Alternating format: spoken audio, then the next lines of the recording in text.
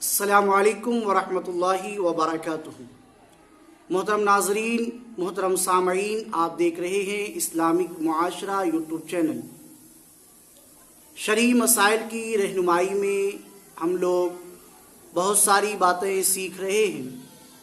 مسلسل ہمارے نوجوان بھائیوں کی طرف سے اور خواتین اسلام کی طرف سے ایک سوال آ رہا ہے کہ مرد اور حضرات اپنی زیر ناف کیا ریزر سے بنا سکتے ہیں یا نہیں، غیر ضروری بالوں کو پاؤڈر اور کریم کے ذریعے سے صاف کر سکتے ہیں یا نہیں، اور کتنے دن تک اس کی مدت ہے صفائی کی، اس کے بارے میں کچھ مزید رہنمائی درکار ہے۔ تو آئیے ہم اس کا جواب سنتے ہیں۔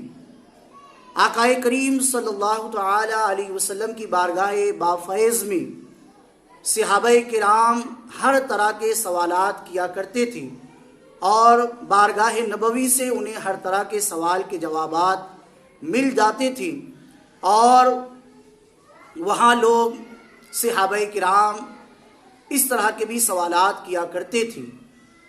اور اسلام کے بارے میں یہ حکم ہے کہ اسلام انتہائی پاک، نفیس اور صاف ستھرا دین ہے، اور شریعت اسلامیہ میں ظاہر اور باطن کی طہارت اور پاکیزگی پر بہت زیادہ زور دیا گیا ہے۔ خود اللہ تبارک و تعالی قرآن پاک میں ارشاد فرماتا ہے، واللہ یحب المطہرین، یعنی اللہ پاک بہت زیادہ صاف ستھرے رہنے والوں کو پسند فرماتا ہے۔ صحیح مسلم میں حضرت ابو ہریرہ رضی اللہ تبارک و تعالی عنہ سے روایت حضور اقدس صلی اللہ تعالی علیہ وسلم نے ارشاد فرمایا، 5 کام فطرت میں سے ہیں: ختنہ کرانا، زیر ناف بالوں کو مونڈنا، ناخون کاٹنا، بغلوں کے بال صاف کرنا، مونچھیں پست کرنا، کترنا۔ عالمگیری میں ہے کہ بہتر یہ ہے کہ ناخن کاٹے جائیں اور زیر ناف بال مونڈے جائیں۔ مونڈنا، کترنا، اکھاڑنا سب صورتیں جائز ہیں۔ مقصود صرف اور صرف یہی ہے کہ جس جگہوں پر بال ہے وہ بالوں کی صفائی ہو جائے، اور یہ سب طریقہ بالکل جائز ہے۔ عورتیں بغل اور زیر ناف بال کو صاف کرنے کے لیے ریزر کا استعمال کر سکتی ہیں، البتہ عورت کے لیے حلال اجزاء سے بنے ہوئے پاؤڈر، کریم وغیرہ کا استعمال بھی بہتر ہے۔ مرد حضرات بھی اس کا استعمال کر سکتے ہیں۔